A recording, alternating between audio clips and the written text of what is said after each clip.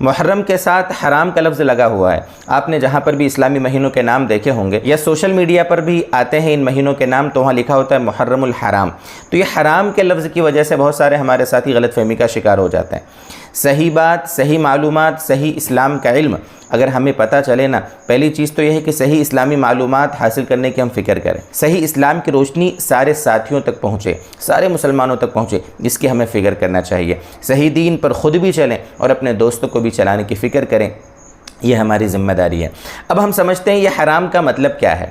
اس حرام کی وجہ سے سمجھتے ہیں بہت سارے لوگ محرم الحرام کہ اس مہینے میں کھانا پینا بہت سی چیزوں کا حرام ہو جاتا ہے، مچھلی کھانا حرام ہو جاتا ہے، شادی کرنا حرام ہو جاتا ہے، ایسا سمجھتے ہیں۔ حالانکہ میرے دوستوں یہ بہت بڑی غلط فہمی ہے۔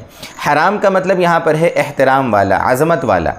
دوسرے مہینوں کے مقابلے میں 4 مہینوں کا احترام زیادہ ہے۔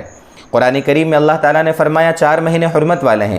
حدیث پاک میں اس کی وضاحت ہے۔ ذی قعدہ، ذی الحجہ اور محرم اور رجب، یہ 4 مہینے ہیں۔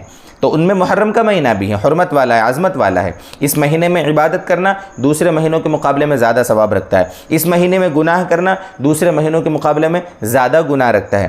گناہ ہر مہینے میں، ہر وقت، ہر جگہ گناہ ہے، لیکن ان عظمت والے مہینوں میں، ان احترام والے مہینوں میں گناہ کی سنگینی مزید بڑھ جاتی ہے۔ اس لیے میرے دوستو حرام کا مطلب یہ ہے۔ تو آپ کو سمجھ میں آ گیا کہ اس مہینے میں جو چیزیں حلال ہیں وہ حرام نہیں ہوتی ہیں، جو حرام ہے وہ حرام ہے، جو حلال ہے وہ حلال ہے۔ ایسا نہیں کہ اس میں اچھا ہم کھا نہیں سکتے، اس میں گوشت نہیں کھا سکتے، کہ مچھلی نہیں کھا سکتے، ایسا کچھ بھی نہیں ہے۔ بہت سے لوگ سمجھتے ہیں اس میں شادی نہیں کر سکتے، ماتم کا مہینہ ہے، ایسا کچھ بھی نہیں ہے۔ آپ نکاح کرو، آپ دکان کی اوپننگ کرو، شادیاں کرو، کوئی اچھا کام کرو، مچھلی کھاؤ، گوشت کھاؤ، ساری چیزیں جائز ہیں، سب چیزیں حلال ہیں۔ میرے دوستو حلال حرام کا فیصلہ تو اللہ کرتے ہیں۔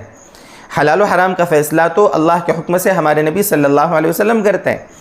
یہ فیصلہ کسی انسان کو کرنے کا اختیار تھوڑی ہے۔ ہماری سوچ، ہماری فکر، ہم نے سوچ لیا کہ حضرت حسین رضی اللہ تعالیٰ عنہ اس مہینے میں شہید ہوئے ہیں، اس لیے ماتم کا مہینہ ہے، سوگ کا مہینہ ہے، اس لیے اچھی چیزیں اس میں مت کرو، اچھا پکوان مت کھاؤ۔ کس نے کہا یہ ہماری سوچ ہے۔